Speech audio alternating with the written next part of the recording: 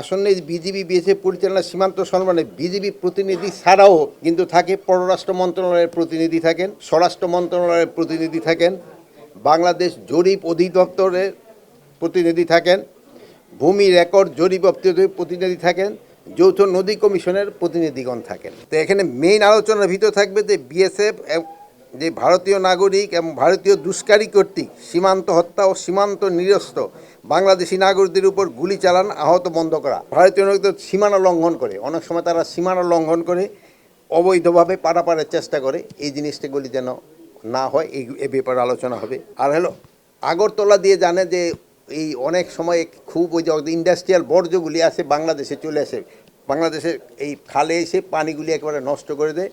ওখানে আমাদের সাথে একটা চুক্তি আছে, হলো ইটিপি আর একটা হলো এসটিপি।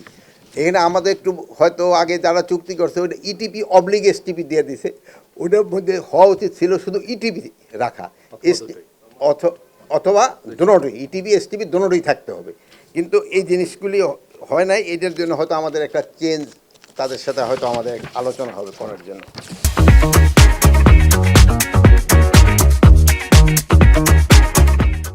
তারপরে যে বাংলাদেশের যে নদী আছে এই নদীগুলি পানিটা যেন সুষম বন্টন হয়, এটার ব্যাপারে আলোচনা হবে।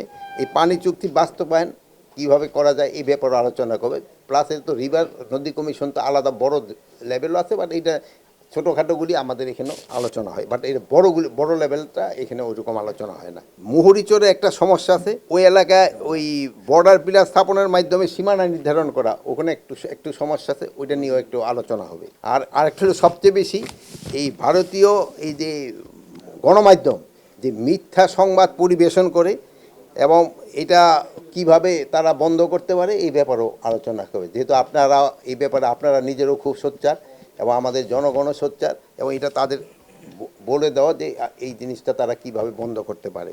আরেকটা হলো একটা আছে কোঅর্ডিনেটেড বর্ডার ম্যানেজমেন্ট প্ল্যান, এটা একটা বড় সাবজেক্ট, এটা নিয়েও তাদের সাথে আমাদের আলোচনা হবে। তারপরে হলো সবচেয়ে একটা কীভাবে দোনো দেশের সম্পর্ক আরও ভালো হয়, পারস্পরিক আস্থা বৃদ্ধি পায়, এগুলি ব্যাপারে আলোচনা হবে।